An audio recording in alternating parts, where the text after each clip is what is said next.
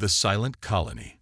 The red warning lights cast eerie shadows across the command center of Nexus Prime as Commander Sarah Chen stared at the dark screens that had once connected their mining colony to the rest of human space. 8 months had passed since the last transmission from Earth. 8 months since the Galactic Hegemony had launched their coordinated assault on human colonies across the Outer Rim. The silence was deafening. Sarah pressed her palm against the cold metal wall and felt the vibrations of the failing atmospheric processors. They were dying slowly, all of them, forgotten on the edge of space while the galaxy burned around them.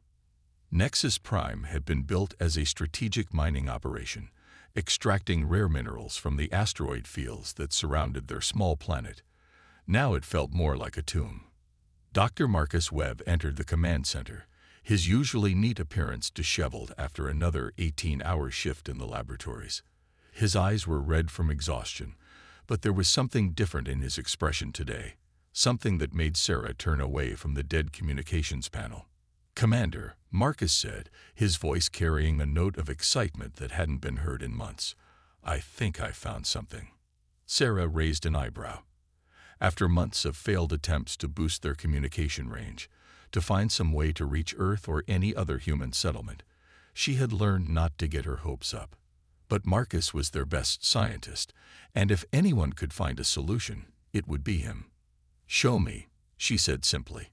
They walked through the dimly lit corridors of the colony, passing families huddled together in the common areas, children playing quietly with makeshift toys, and workers trying to repair systems that were breaking down faster than they could fix them. The colony had started with nearly 5,000 people.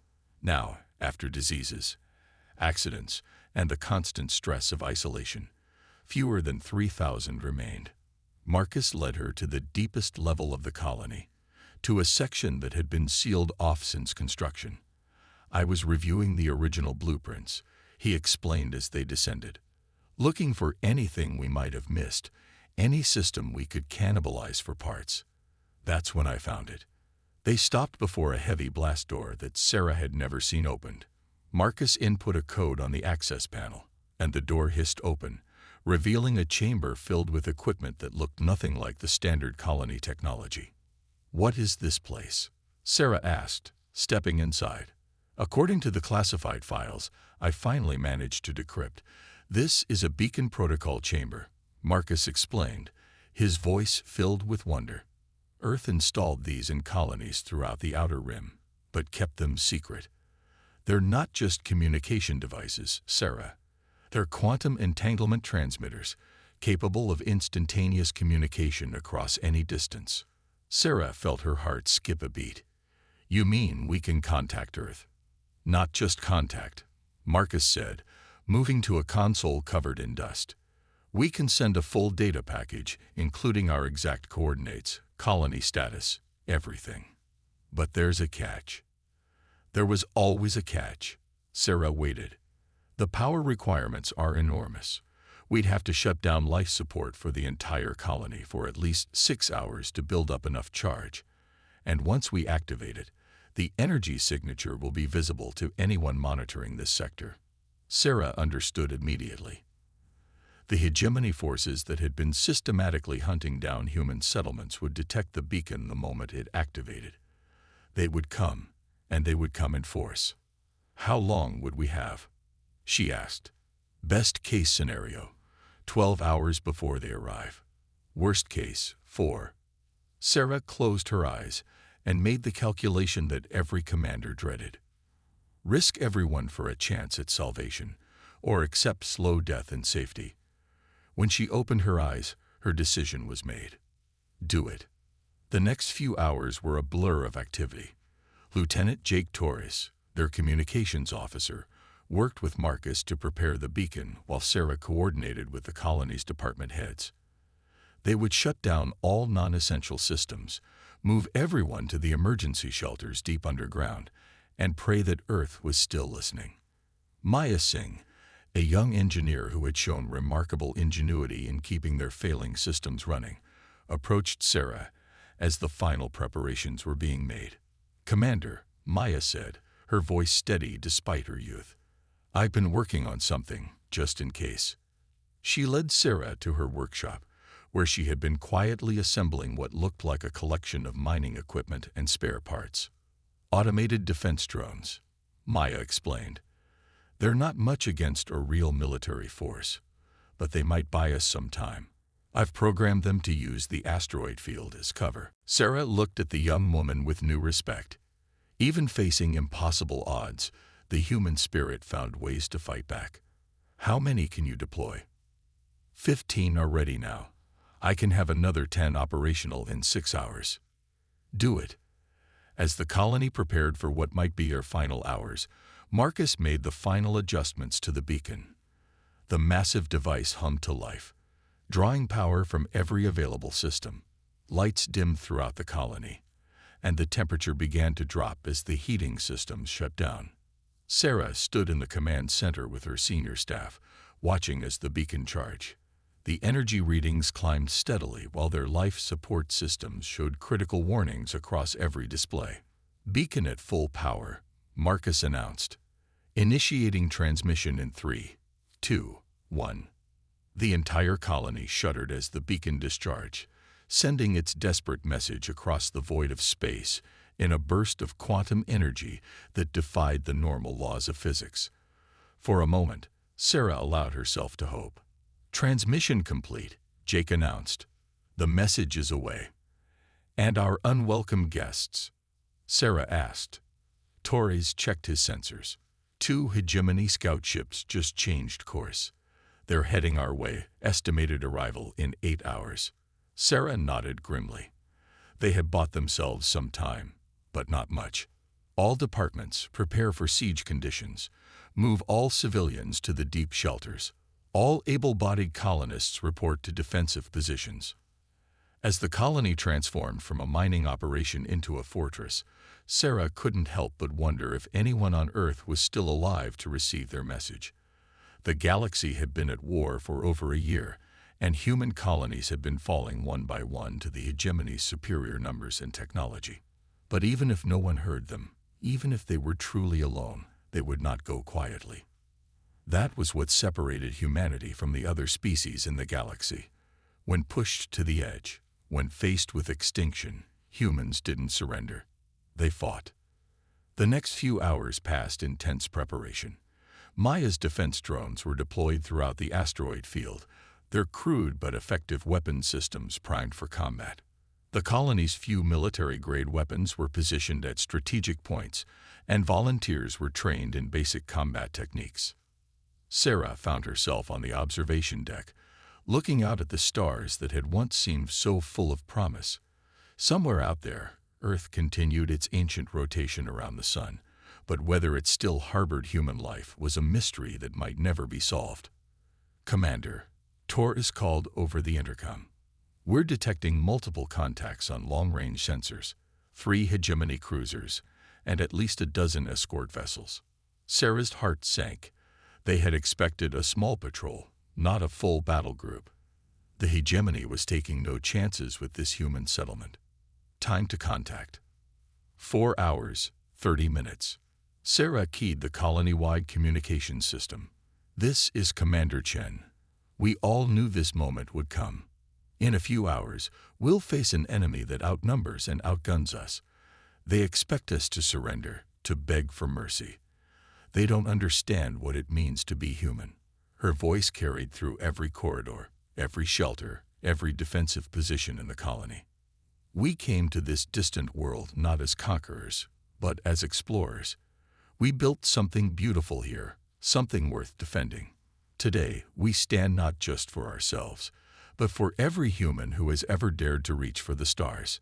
Throughout the colony, people straightened their shoulders and checked their weapons. Children were moved to the deepest shelters while their parents took positions at the barricades. The mining equipment was reconfigured as weapons, and the very asteroids that had provided their livelihood were prepared as projectiles. As the hegemony fleet drew closer, Sarah received one final report from Maya.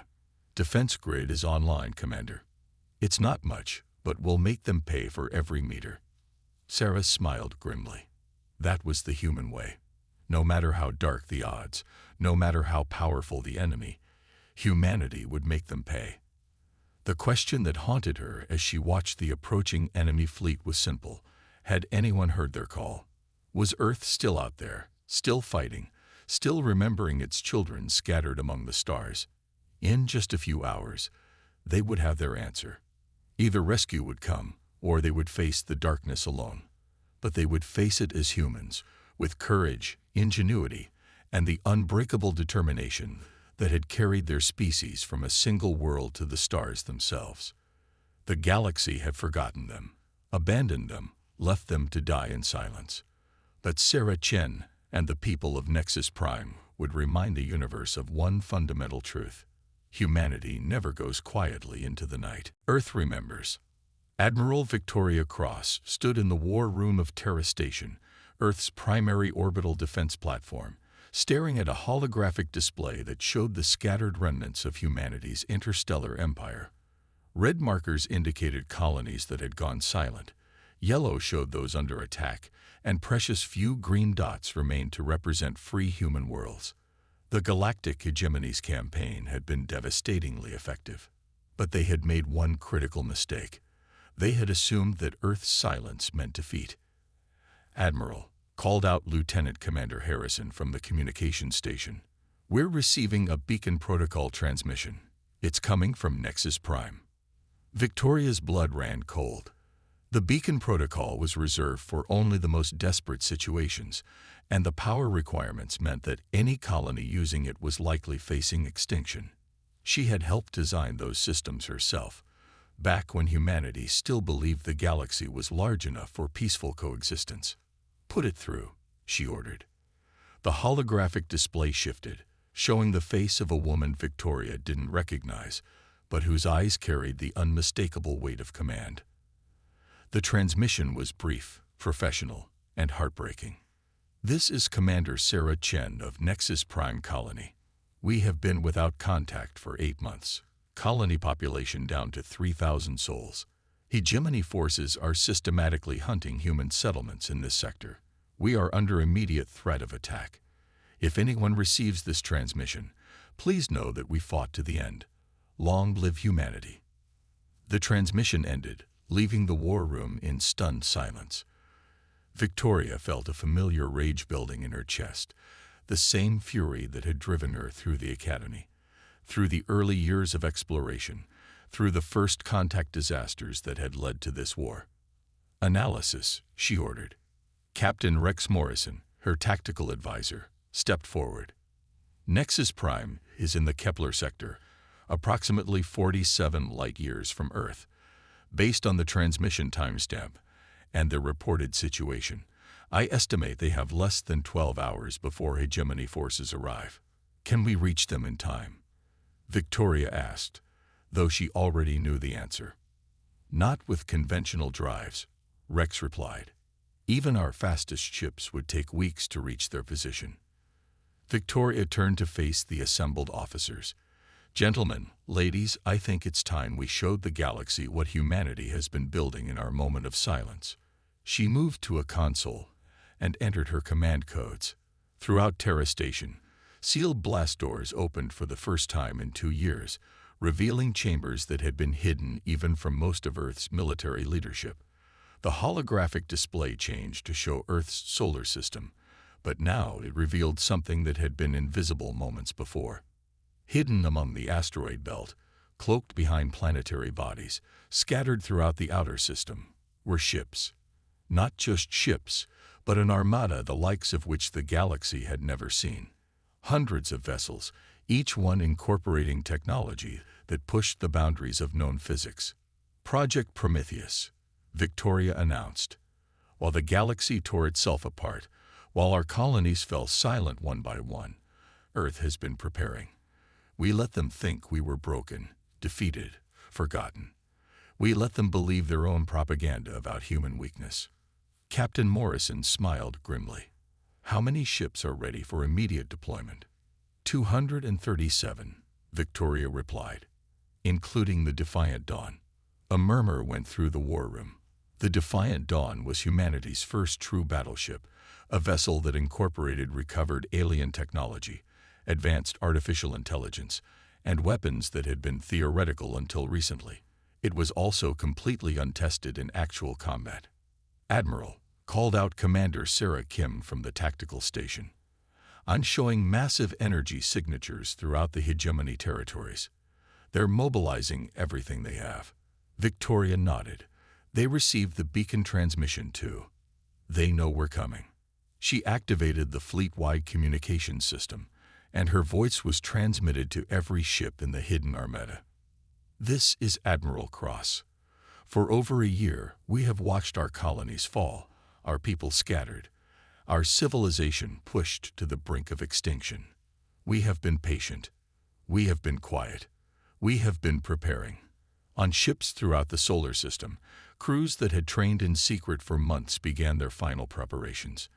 Engines that had never been tested at full power hummed to life. Weapon systems powered up with energy signatures that would have been impossible just 5 years earlier. Today, we answer the call of our children among the stars. Today, the galaxy remembers why humanity earned its place in the cosmos. Today, we begin Operation Homecoming. The fleet move is one, a coordination that was only possible through the advanced AI system that connected every ship. The AI, designated Prometheus, had been learning, evolving, preparing for this moment. It calculated jump trajectories, managed resource allocation, and coordinated the movements of hundreds of vessels with precision that no human commander could match. Captain Morrison stood beside Victoria on the bridge of the Defiant Dawn as the massive ship prepared for its first combat deployment. Prometheus reports all ships ready for quantum jump. Estimated arrival at Nexus Prime in 43 minutes. Victoria felt a mixture of pride and terror. Everything they had worked for, everything humanity had sacrificed, came down to the next few hours. All ships, execute jump protocol. The universe folded around them. Space twisted and reality bent as the human fleet translated across dozens of light years in seconds. The quantum jump drives, reverse-engineered from alien technology, but improved beyond the original specifications, carried Earth's armada through dimensions that existed between the normal laws of physics. When they emerged from the quantum tunnel, the sight that greeted them was both beautiful and terrible. Nexus Prime hung in space like a small jewel, surrounded by the glittering debris of asteroid mining operations. But approaching from the other side of the system was a hegemony battle fleet that dwarfed anything humanity had faced before. "Contact report," Morrison called out. "Hegemony fleet consists of 3 heavy cruisers, 12 destroyers, and approximately 30 escort vessels," reported the tactical officer. "They're beginning bombardment of the colony." Victoria watched as the first hegemony weapons struck the asteroid field around Nexus Prime. Explosions blossomed like deadly flowers, and she could see the small defense drones that the colonists had deployed, fighting desperately against impossible odds. "All ships, battle formation Alpha," she ordered. "Prometheus, execute contingency 7. The human fleet spread out in a formation that had been practiced countless times in simulation, but never in reality. The Defiant Dawn took point, its massive bulk bristling with weapons that had been designed specifically to counter hegemony technology. On Nexus Prime, Commander Chen stood in her command center watching the approaching destruction. The colony's improvised defenses had managed to destroy 2 escort vessels, but the main fleet was closing in for the kill. Maya's defense drones were performing admirably, but they were vastly outnumbered. "Commander," Lieutenant Torres called out, his voice filled with disbelief. "I'm reading massive energy signatures. Something just jumped into the system." Sarah looked at her tactical display and felt her heart stop. Ships were appearing throughout the system, hundreds of them, all broadcasting human identification codes. At the center of the formation was a vessel larger than anything she had ever seen, a ship that radiated power and purpose. "This is Admiral Victoria Cross of the Earth Defense Force," came a voice over the communication system. "Nexus Prime, you are no longer alone." The hegemony fleet, which had been confident in their overwhelming superiority just moments before, suddenly found themselves facing an enemy they had thought extinct. The lead hegemony cruiser fired first, sending a barrage of plasma bolts toward the defiant Dawn. The human flagship absorbed the attack with shields that rippled but held. Then it returned fire. The weapon systems of the defiant Dawn had been designed by Earth's best scientists, incorporating principles that the hegemony had never encountered.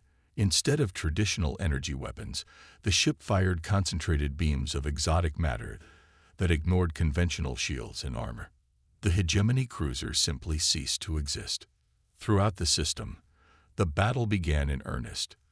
Human ships moved with coordination that seemed impossible, their eye-guided systems allowing them to fight as a single organism. The Prometheus Eye calculated firing solutions, managed shield harmonics, and coordinated the movements of hundreds of vessels with precision that no organic intelligence could match. The hegemony forces, despite their numerical advantage, found themselves outmatched by technology they couldn't understand and tactics they had never encountered. Human ships danced through their formations, striking at weak points and disappearing before return fire could be effective.